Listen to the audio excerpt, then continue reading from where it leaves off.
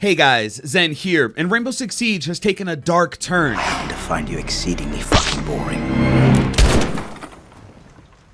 Year 8 has been fully revealed, and it starts with this dark and sinister enemy called Deimos. Guys, in this video, we're getting into a complete breakdown of all the Year 8 updates and diving deep into the roadmap. This year kicks off with one of the strongest operators in 8 years of Rainbow Six Siege, and soon we'll also see the most controversial rework possibly ever to one of the operators. There's also a new secondary gadget exclusive to defenders and a brand new map coming out at the same time as a new operator from a country and CTU we have never seen before. This video has all those tasty Year 8 bits, so let's just jump into it. So to begin at number 1, did you know Rainbow Six Siege is getting a free cam? And this was super divisive. Not too long ago, YouTubers' videos were being striked down for accidentally showing off the free cam feature. Essentially what it is when you enter into match replay, you've only ever been able to look through each of the players' perspectives as well as a top-down overview of the match. But in Year 8, you'll get a free cam ability that'll allow you to, well, freely look around as the match is being played. Now that the cat is out of the bag, I think it's a good way to add value to match replay and get a closer look at those finer details during a match. Up next, Clash. Just not that Clash,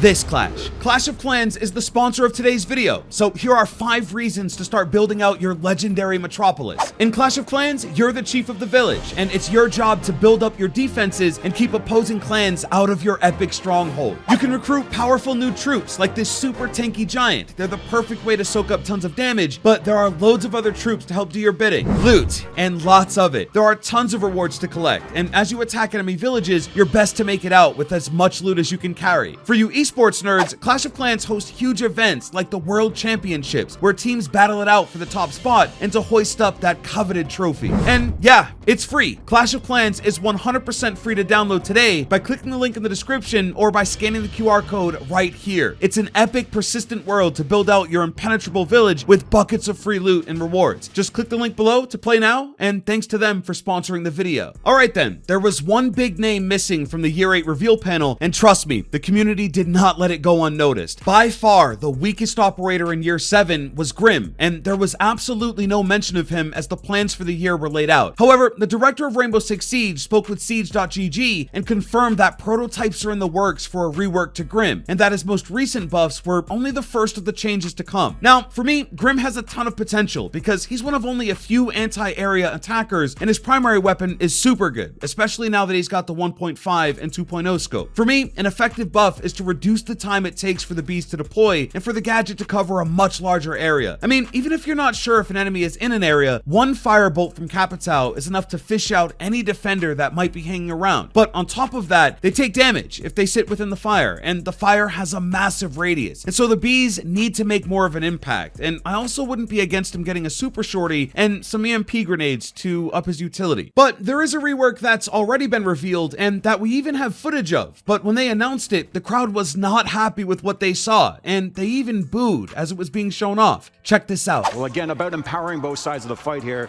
players will be able to get themselves up. The catch here is that when we talk about making any changes like this to try to remove frustration, we want to make sure that we're empowering both sides.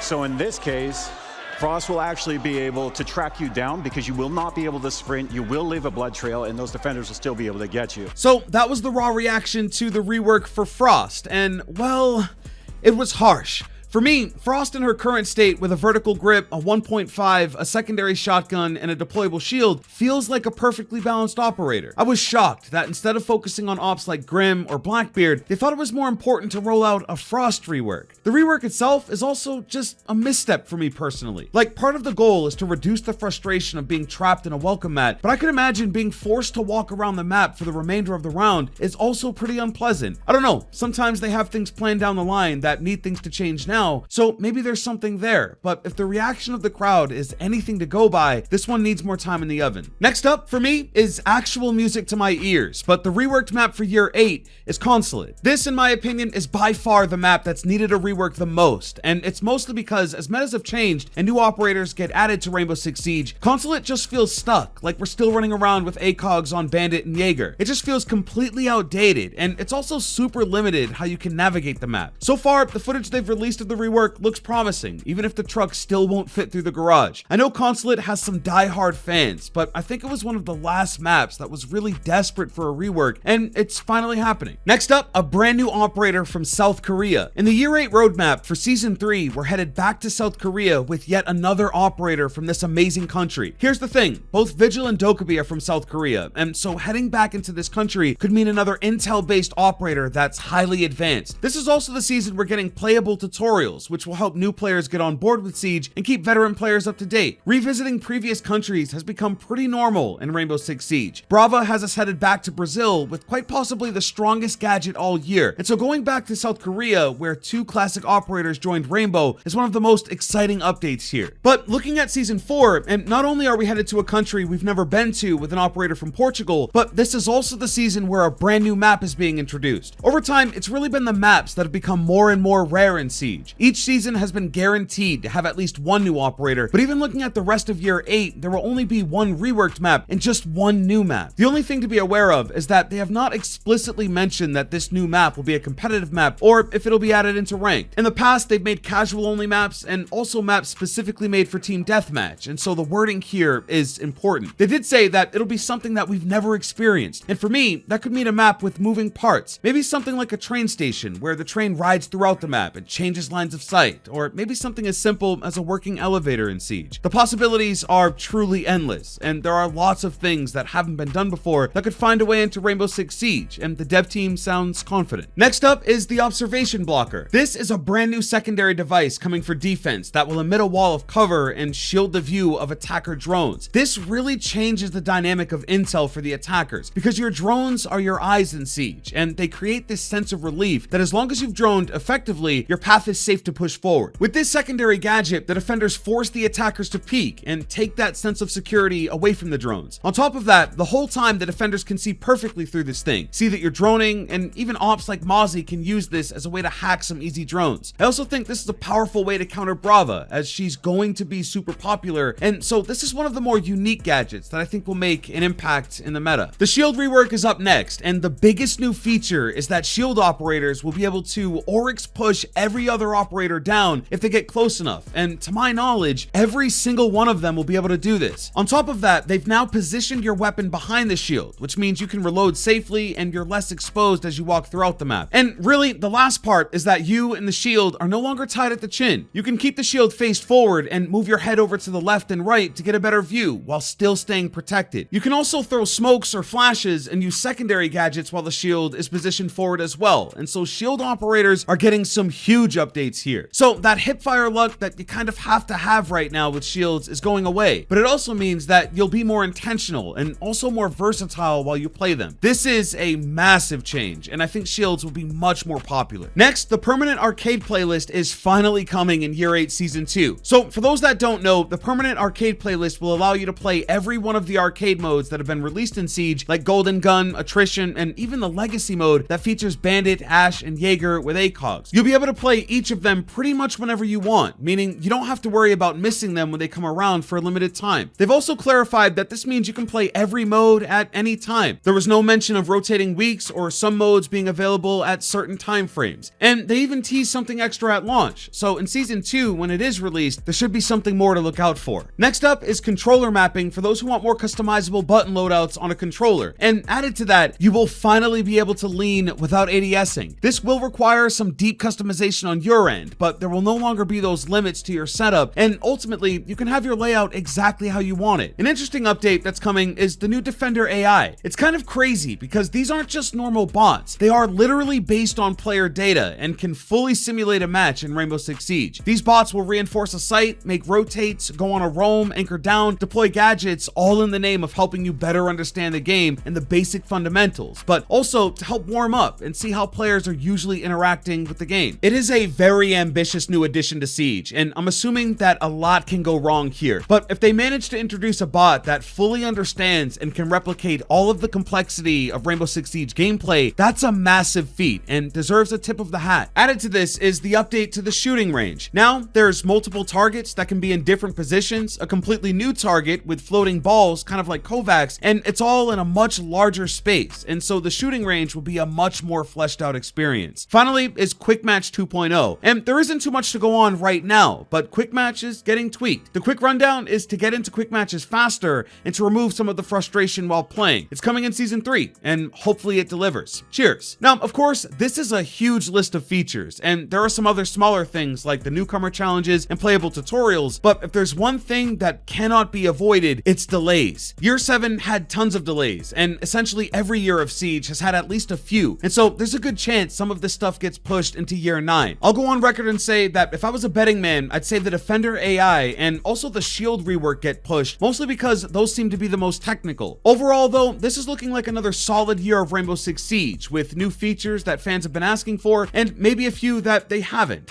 Yeah, that Frost rework. So guys, let me know what feature you have your eyes on, and I'll catch you in the next video. Hey, I'm out.